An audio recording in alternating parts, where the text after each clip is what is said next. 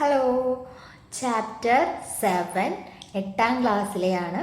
Let's cultivate and reap goodness. നട്ടു നനയ്ക്കാം, നന്മകൾ കൊയ്യാം. നമുക്കത് കേട്ടപ്പോൾ തന്നെ മനസ്സിലായേ അല്ലേ? കൃഷിയെക്കുറിച്ചുള്ളതാണ്. അപ്പോൾ കൃഷിയുടെ പല പല പോരായ്മകൾ അല്ലെങ്കിൽ നൂതനമായ പല മാർഗങ്ങളെക്കുറിച്ച് ഇതെല്ലാമാണ് ഇന്ന് ഈ ക്ലാസ്സിൽ പറയുന്നത്.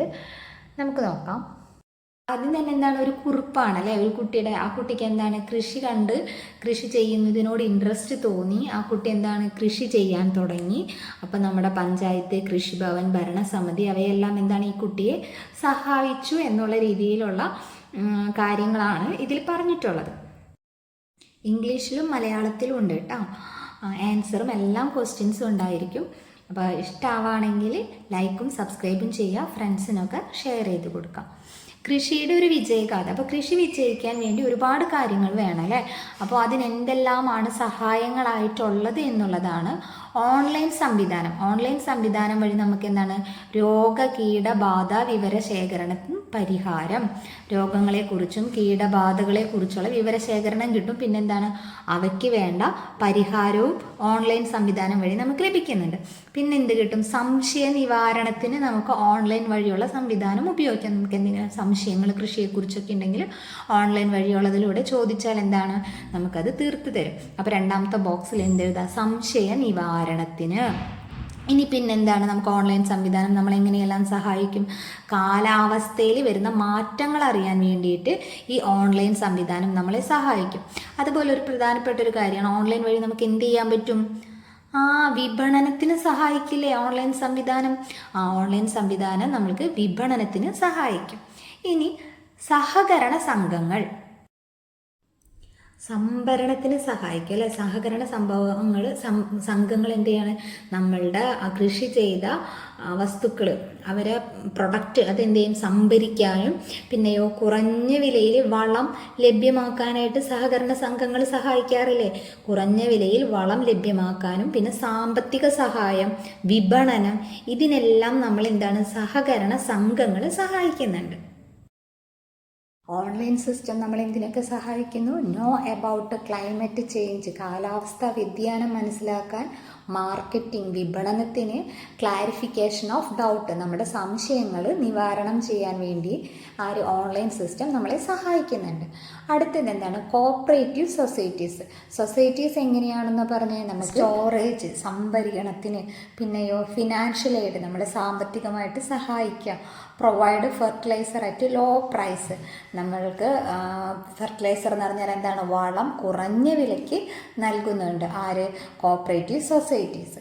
പിന്നെ ഫാമിലി മെമ്പേഴ്സ് നമ്മുടെ കുടുംബാംഗങ്ങൾ എങ്ങനെയാണ് നമ്മൾ അഗ്രികൾച്ചർ സക്സസ് ആക്കാൻ വേണ്ടി അവരെങ്ങനെയാണ് സപ്പോർട്ട് ചെയ്യേണ്ടത്, മോട്ടിവേഷൻ തരണല്ലേ? നമുക്ക് ഫസ്റ്റ് ഏറ്റവും വേണ്ടത് നമുക്ക് മോട്ടിവേഷനാണ്, എൻകറേജ് ചെയ്യാണ് വേണ്ടത് അല്ലേ? നിരുത്സാഹപ്പെടുത്താണോ ചെയ്യേണ്ടത്, നീ ചെയ്താൽ ശരിയാവില്ലടാ എന്നൊക്കെ ഫാമിലി മെമ്പേഴ്സ് നമ്മൾ അങ്ങനെയാണോ പറയേണ്ടത്? അല്ല, നമ്മൾ എന്ത് ചെയ്യണം, അവർ സപ്പോർട്ട് തരണം അല്ലേ, എൻകറേജ് ചെയ്യണം. കുടുംബാംഗങ്ങൾ സാമ്പത്തിക സഹായവും കായികാധ്വാനത്തിൽ എന്ത് ചെയ്യുക, സഹകരണം, നമ്മുടെ കൂടെ വർക്ക് ചെയ്യാം, പ്രോത്സാഹനം, എൻകറേജ്, ഇതെല്ലാം വേണം. പിന്നെ അടുത്തതാണ് തദ്ദേശ സ്വയംഭരണ സ്ഥാപനങ്ങൾ, ലോക്കൽ സെൽഫ് ഗവൺമെൻറ് ബോഡീസ്. അവയെങ്ങനെയാണ് സഹായിക്കേണ്ടത്, ലോൺ അപ്രൂവൽ ചെയ്യുക, പിന്നെന്താ ലോണിന് സബ്സിഡി തരാം, ക്വാളിറ്റിയുള്ള പ്ലാന്റിങ് മെറ്റീരിയൽസ് പ്രൊവൈഡ് ചെയ്യുക, നല്ല നടീൽ വസ്തുക്കൾ അല്ലേ, വിത്തുകളൊക്കെ നല്ല ഗുണനിലവാരമുള്ളവ പ്രൊവൈഡ് ചെയ്യുക. ഇവയൊക്കെ ചെയ്യലാണ് എന്ത് ചെയ്യേണ്ടത്, തദ്ദേശ സ്വയംഭരണ സ്ഥാപനങ്ങൾ ചെയ്യേണ്ടത്. Local self government bodies agricultural success ആക്കാൻ വേണ്ടി ചെയ്തു തരേണ്ട കാര്യങ്ങൾ. ഇനി കൃഷിഭവൻ നടീൽ വസ്തുക്കൾ ലഭ്യമാക്കൽ, പരിശീലനം, ലഘുരേഖകൾ പ്രസിദ്ധീകരിക്കൽ, ഇവയൊക്കെയാണ് എൻ്റെ കൃഷിഭവൻ ചെയ്യേണ്ടത്. Krishibhavan provide of planting material, training. നമുക്ക് കൃഷി ചെയ്യാൻ താല്പര്യമുണ്ടെങ്കിൽ പല രീതിയിൽ നമുക്ക് കൃഷി ചെയ്യാം അല്ലേ?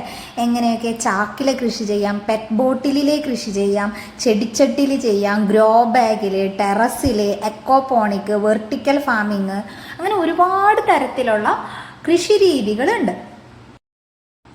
അപ്പോൾ എന്താണ് വെർട്ടിക്കൽ ഫാമിംഗ് എന്നാണ് കണ്ടില്ലേ, ചിത്രത്തിൽ കണ്ടില്ലേ, ഒന്നിനു മുകളിൽ ഒന്നൊന്നായി ഇങ്ങനെ വന്നിരിക്കുന്നത് അല്ലേ?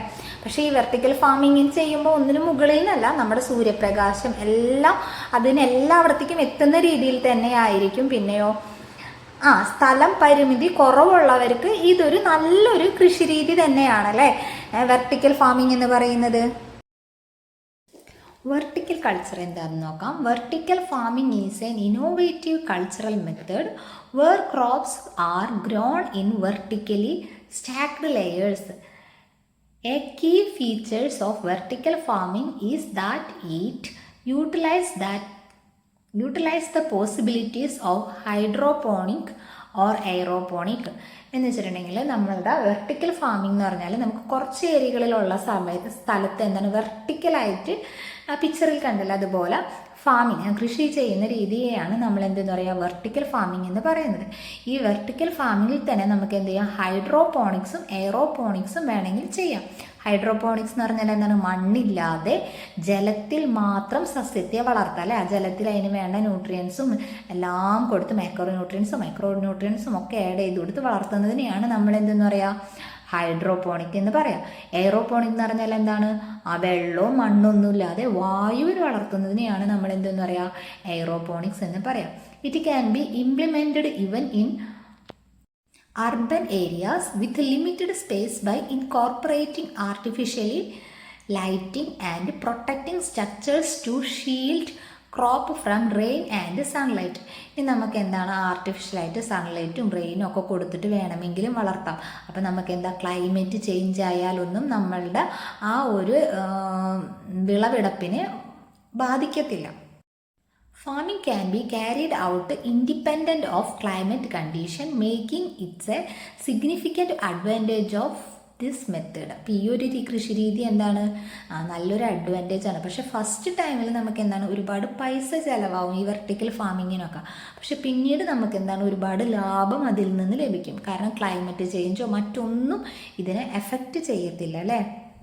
പിന്നെ സ്ഥലപരിധി ഉള്ളിടത്തും എന്താണ് ഈ വെർട്ടിക്കൽ ഫാമിങ് വളരെയധികം ഹെൽപ്ഫുൾ ആവുന്ന ഒരു കാര്യമാണ്. കണ്ടില്ലേ ഒരു കുറച്ച് സ്ഥലത്ത് എത്ര ലെയറുകളായിട്ടാണ് വെച്ചിട്ടുള്ളത്. അപ്പോൾ സ്ഥലപരിധി ഉള്ളിടത്തും ഇതെന്താണ് വെർട്ടിക്കൽ ഫാമിങ് വളരെയധികം യൂസ്ഫുള്ളായ ഒരു രീതിയാണ്. Plant nutrients. The elements required by plants are obtained from the soil.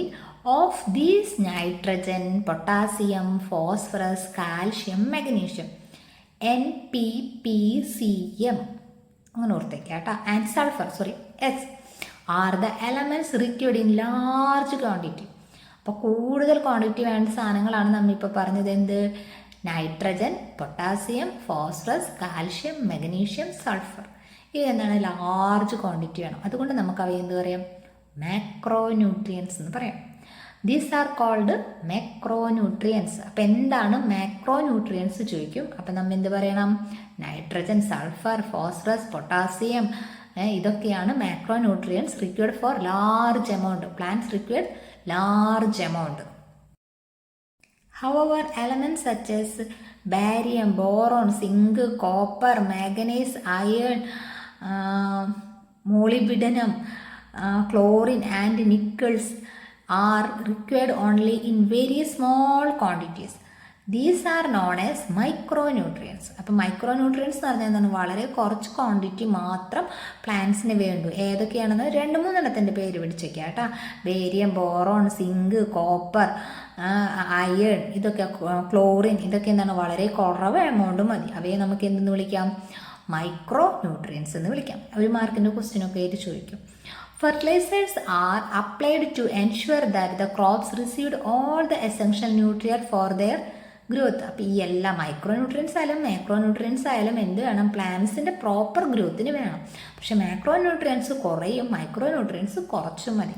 മാക്രോന്യൂട്രിയൻസ് ഏതൊക്കെയാണ് sulphur, magnesium, nitrogen, potassium, phosphorus, calcium.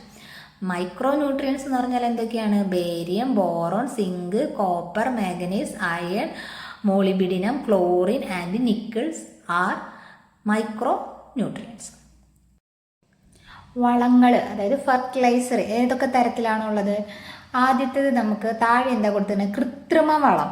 കൃത്രിമ വളം എന്ന് പറഞ്ഞാൽ ആർട്ടിഫിഷ്യൽ ഫെർട്ടിലൈസർ. പിന്നെയോ ജീവാണുവളം. ജീവാണുവളം എന്ന് പറഞ്ഞാൽ bio or microbial fertiliser. Bio fertiliser എന്ന് പറയാം. ജീവാണുവളം എന്ന് വെച്ചാൽ എന്താണ് ബയോ ഫെർട്ടിലൈസർ. ഇനി ഒരെണ്ണം ഡാഷ് ഇട്ട് കൊടുത്തിട്ടുണ്ട് അല്ലേ, അതെന്തായിരിക്കും? Organic fertiliser. അതെങ്ങനെ മനസ്സിലായി? അതിൻ്റെ മുകളിൽ കുറച്ചത് കൊടുത്തിട്ടുള്ളത് തന്നെ മണ്ണിൻ്റെ ഘടനയോ വിഘാടകർക്കോ ഒന്നും ദോഷം ചെയ്യില്ല എന്ന് പറഞ്ഞിട്ടുണ്ട്. അപ്പം അതിൽ നിന്നാണ് നമുക്കത് മനസ്സിലാക്കിയത് എന്താണ്? ഓർഗാനിക് ഫെർട്ടിലൈസർ ആണെന്ന് കേട്ടോ. അപ്പോൾ ഏറ്റവും മുകളിൽ ആ ഡാഷ് ഇട്ട് കൊടുത്ത് എന്താണ്? Organic fertiliser. ആ ഫെർട്ടിലൈസറുകൾ ഇത് കേട്ടോ, റോസ് കളർ ഒരു പിങ്കിഷ് കളറിലില്ലേ, അവിടെ എന്താണ് എഴുതേണ്ടത്? Organic fertiliser. ജൈവവളം. എന്താണ്? ജൈവവളം. പിന്നെന്താണ്? Nano fertiliser. Nano fertiliser. എന്താണ് നാനോ വളം? ഇത് ഓരോന്നിനും നമുക്ക് എന്താണെന്ന് നോക്കാം അല്ലേ. ആർട്ടിഫിഷ്യൽ ഫെർട്ടിലൈസർ എന്ന് പറയുമ്പോൾ കൃത്രിമ രാസവളം. ആ പേരിൽ തന്നെയുണ്ട്. എന്താണ്? കൃത്രിമമായിട്ട് ഉണ്ടാക്കുന്നതായിരിക്കും അല്ലേ.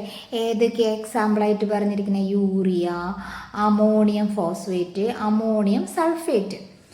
യൂറിയയും അമോണിയം ഫോസ്ഫേറ്റും അമോണിയം സൾഫേറ്റുമാണ് ആർട്ടിഫിഷ്യൽ ഫെർട്ടിലൈസർ എന്ന് പറയുന്നത്. അതെന്താണ്? ആ പേരിൽ തന്നെ ഉണ്ടല്ലേ, ആർട്ടിഫിഷ്യലായിട്ട് ഉണ്ടാക്കുന്നതാണ് അല്ലേ.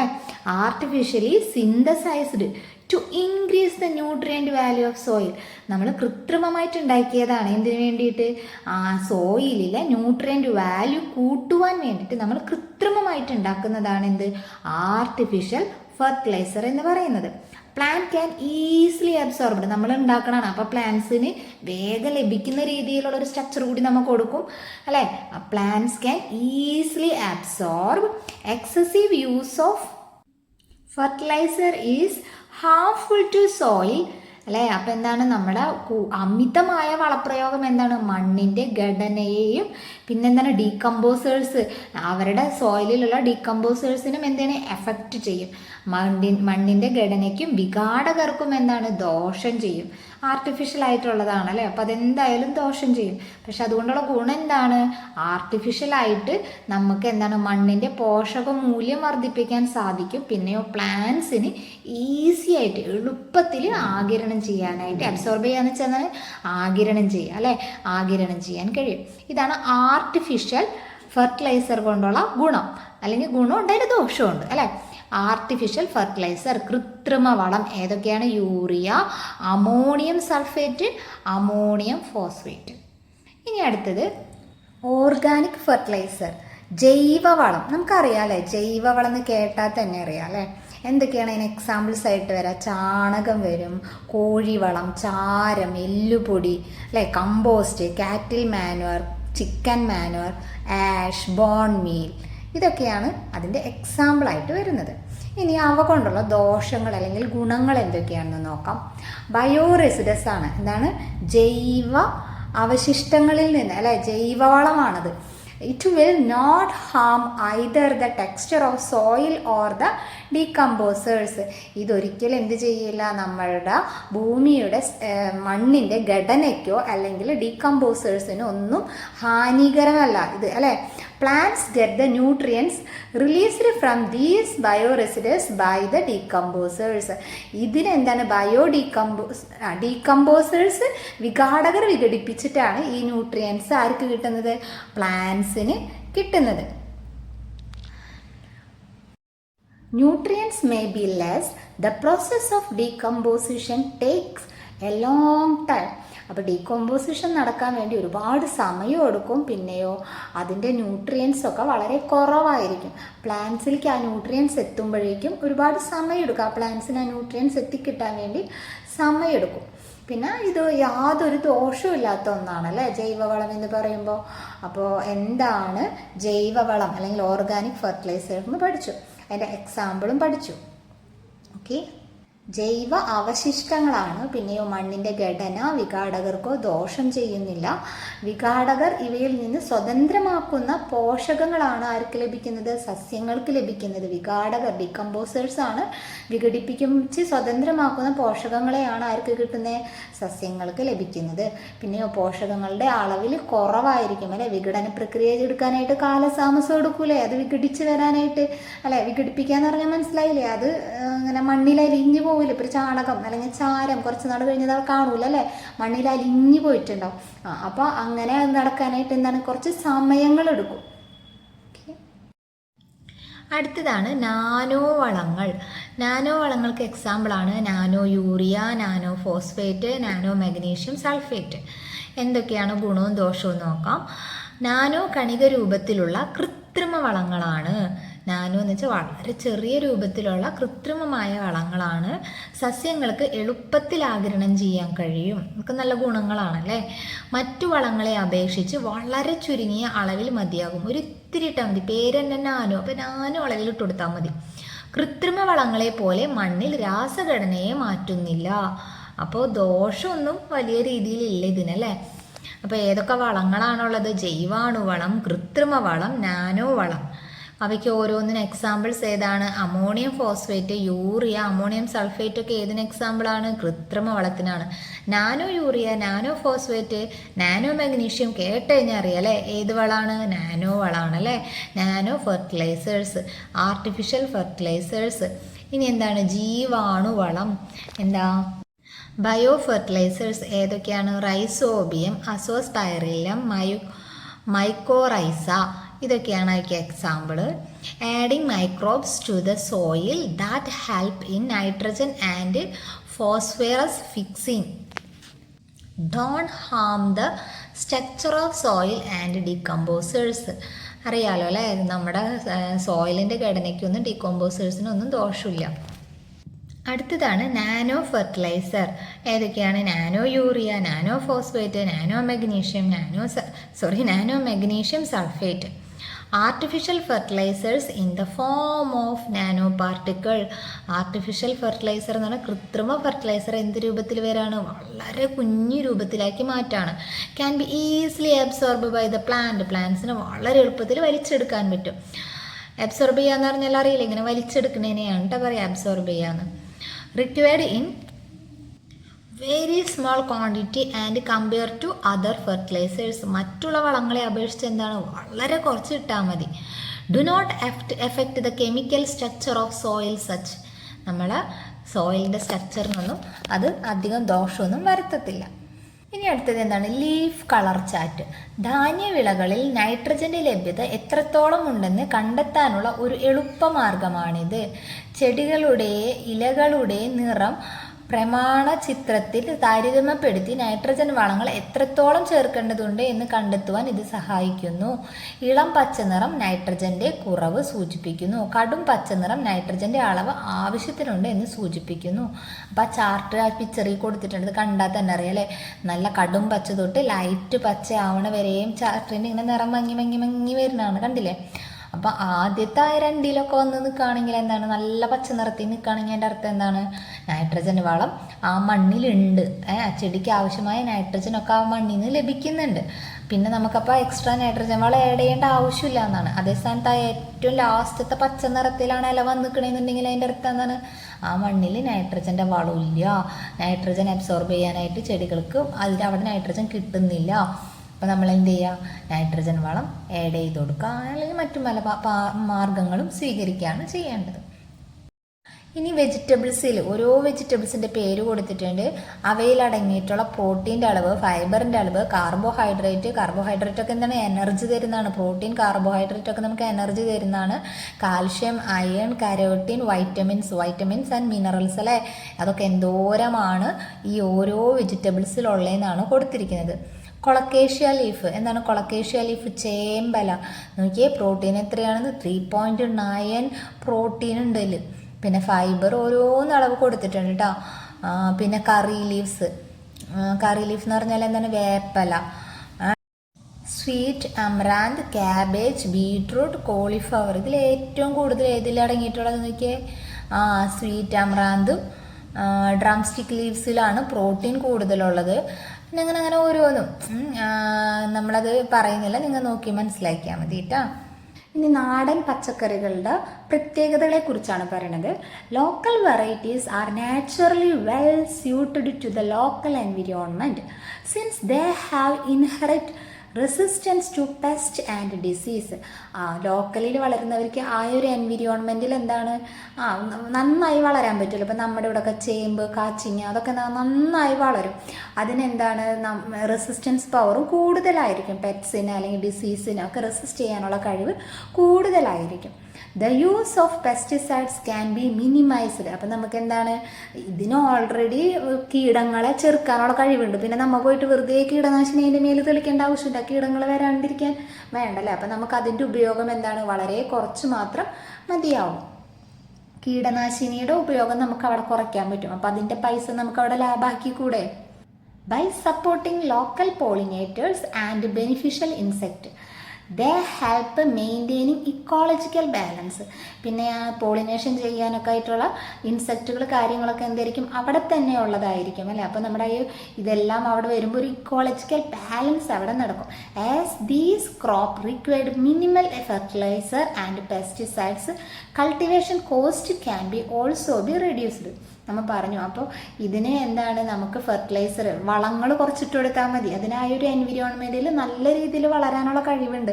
അപ്പോൾ നമുക്ക് അതിന് വേണ്ട വളങ്ങൾ സെപ്പറേറ്റ് ഇടേണ്ട ഒരു ആവശ്യം വരുന്നില്ല. പിന്നെ പെസ്റ്റിസൈഡ്സ്, കീടനാശിനികൾ തെളിക്കേണ്ട ആവശ്യം വരുന്നില്ല.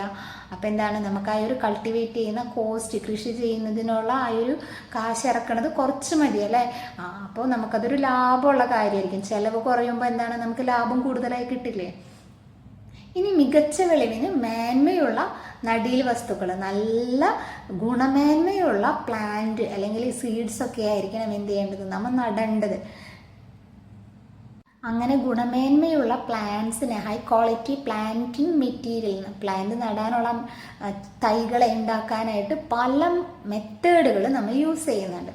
ഏതൊക്കെയാണ്, കുഞ്ഞു ക്ലാസ്സിലേ നമ്മൾ കേട്ടിട്ടുണ്ട് അല്ലേ. ഗ്രാഫ്റ്റിംഗ്, ബഡ്ഡിങ്, ലെയറിങ്, പിന്നെ വന്നാണ് GM crop, tissue culture, hybridisation. Tissue culture, hybridisation, grafting, budding, layering നമ്മൾ ആദ്യമേ കേട്ടിട്ടുണ്ട്. GM ക്രോപ്പും കേട്ടിട്ടുണ്ടെന്ന് തോന്നുന്നു അല്ലേ. അപ്പോൾ ഏതൊക്കെ മെത്തേഡാണ്, grafting, budding, layering, tissue culture, hybridisation, GM crop. Layering എന്ന് പറഞ്ഞാൽ എന്താണ്, മാതൃസസ്യത്തിൻ്റെ ഒരു തണ്ടിൽ നിന്നും ഒരു നിശ്ചിത അളവ് സെൻറ്റിമീറ്ററിൽ ആ ഒരു ഭാഗം വട്ടത്തിൽ റിംഗ് ഷേപ്പിൽ കളഞ്ഞിട്ട് ചാണകപ്പൊടിയൊക്കെ വെച്ച് നനവ് ചെയ്ത് കഴിഞ്ഞാൽ എന്തായും അവിടെ നിന്ന് റൂട്ട് ഗ്രോത്ത് ചെയ്യും. എന്നിട്ട് ആ സ്റ്റെം കട്ട് ചെയ്ത് നടന്നാണ് ലെയറിങ്. ബഡ്ഡിങ് എന്ന് പറഞ്ഞാൽ ഒരു T ഷേപ്പിൽ ഒരു നമ്മളൊരു ചെടി എടുക്കുക, സ്റ്റോക്ക് കേട്ടിട്ടില്ലേ, സയനായിട്ട് എന്തെടുക്കണം, നല്ല വിളവെടുപ്പ് തരുന്ന നല്ലോണം കായ്ക്കുന്ന ഒരു ഇതിൻ്റെ ബഡ് എടുത്തിട്ട് ഈ സ്റ്റോക്കിൽ വെച്ച് കഴിഞ്ഞിട്ട് അങ്ങനെ പഠിച്ചിട്ടില്ല പ്രൊസീജിയറൊക്കെ, ഓർമ്മയില്ലേ? അതൊക്കെയാണ് കേട്ടോ. പല പോഷകങ്ങൾ അടങ്ങി അരി തരുന്ന നെൽച്ചെടി ഉണ്ടായിരുന്നെങ്കിൽ എത്ര നന്നായേനെ. ഒരു കുട്ടി ആലോചിക്കുന്നത് ശരിയാണല്ലേ. നമ്മൾ കഴിക്കണം, ഇപ്പോൾ ഒരു ഫ്രൂട്ട്സ് കഴിച്ച് അല്ലെങ്കിൽ ഒരു സീരിയൽസ് കഴിച്ച് അതിൽ നിന്ന് നമുക്ക് എന്താണ്, കാർബോഹൈഡ്രേറ്റ് മാത്രമേ കിട്ടുള്ളൂ, വൈറ്റമിൻസ് ഒന്നും കിട്ടില്ല. അപ്പം നമ്മൾ ആ എല്ലാം അടങ്ങിയ ഒരു ഭക്ഷണം കിട്ടണമെങ്കിൽ നമുക്ക് സുഖമാണ് അല്ലേ. അപ്പം അതിനെക്കുറിച്ചാണ് ആ കുട്ടി ചിന്തിച്ചത്. അപ്പോൾ GM വിളകൾ അതെന്താണെന്ന് നോക്കാം. GM വിള എന്ന് പറഞ്ഞാൽ genetically modified crops. Genetically modified crops ആണ് GM വിളകൾ എന്ന് ഷോർട്ടാക്കി നമ്മൾ പറയുന്നത്. ജനിതക എഞ്ചിനീയറിംഗ് വഴി ജനിതക ഘടനയിൽ മാറ്റം വരുത്തി വിളകളിൽ പുതിയ സ്വഭാവ സവിശേഷതകൾ ഉൾച്ചേർക്കാൻ സാധിക്കും. കീടബാധ ചെറുക്കുന്ന പരുത്തിച്ചെടി, കളനാശിനികളെ പ്രതിരോധിക്കുന്ന സോയാബീൻ, വൈറ്റമിൻ A ധാരാളം അടങ്ങിയ നെല്ലിനങ്ങൾ എന്നിവ ഇത്തരം വിളകൾക്ക് ഉദാഹരണമാണ്. അപ്പം GM വിളകളുടെ ഉദാഹരണം ചോദിക്കുമ്പോൾ എന്തെന്നൊക്കെ എഴുതണം, സോയാബീൻ, പിന്നെ വൈറ്റമിൻ E ധാരാളം അടങ്ങിയ നെല്ലിനങ്ങൾ, കീടബാധ ചെറുക്കുന്ന പരുത്തിച്ചെടി, ഇങ്ങനെയൊക്കെ എഴുതണം കേട്ടോ. ടിഷ്യൂ കൾച്ചർ, മാതൃസസ്യത്തിൻ്റെ അതേ ഗുണസവിശേഷതയുള്ള ധാരാളം സസ്യങ്ങളെ ഉൽപ്പാദിപ്പിക്കാൻ സഹായിക്കുന്ന സാങ്കേതിക വിദ്യയാണെന്ത്, ടിഷ്യൂ കൾച്ചർ. സസ്യത്തിൻ്റെ അനുയോജ്യമായ ഭാഗത്തു നിന്നും കലകളെ വേർതിരിച്ചെടുത്ത് പ്രത്യേക പോഷക മാധ്യമത്തിൽ വളർത്തിയ ചെടികളെയാണ് ഉണ്ടാക്കുന്നത്. അപ്പോൾ അതിൻ്റെ ടിഷ്യൂവിൽ നിന്നാണ് ആ ചെടികൾ ഉണ്ടാകുന്നത് അല്ലേ. മാതൃസസ്യത്തിൻ്റെ മാത്രം ഗുണങ്ങളായിരിക്കും അതിലുണ്ടായിരിക്കുക. അപ്പം അങ്ങനെയുള്ള ചെടികളെ അതൊരു പ്രത്യേക തരം ജാറിൽ ആ ഒരു ന്യൂട്രിയൻസ് അടങ്ങിയ ആ ഒരു വാട്ടറിലാണ് അത് ഇടുക. അപ്പോൾ അതിനെയാണ് നമ്മൾ എന്തെന്ന് പറയുക, ടിഷ്യൂ കൾച്ചർ എന്ന് പറയുന്നത്. 1 മാർക്കിൻ്റെ ക്വസ്റ്റ്യനായിട്ട് ചിലപ്പോൾ ചോദിക്കാൻ, ടിഷ്യൂ കൾച്ചർ ചോദിക്കാൻ സാധ്യതയുണ്ട്. GMൻ്റെ ഒക്കെ ഫുൾ ഫോം ഒക്കെ ചോദിക്കാനായിട്ട് സാധ്യതയുണ്ട്. അപ്പോൾ ക്ലാസ് ഇഷ്ടമായാൽ ലൈക്കും സബ്സ്ക്രൈബും ചെയ്യുക. അടുത്ത വീഡിയോ ആയിട്ട് കാണാം. സെക്കൻഡ് പാർട്ട് വരും. എക്സാമിന് ഇമ്പോർട്ടൻ്റ് ആയ ക്വസ്റ്റ്യൻ, അതിൻ്റെ ആൻസർ ആ രീതിയിലൊക്കെ ഉണ്ടാവും. അപ്പോൾ ചാനൽ സബ്സ്ക്രൈബ് ചെയ്ത് ബെൽ ബട്ടൺ എനേബിൾ ചെയ്ത് വയ്ക്കാം. താങ്ക്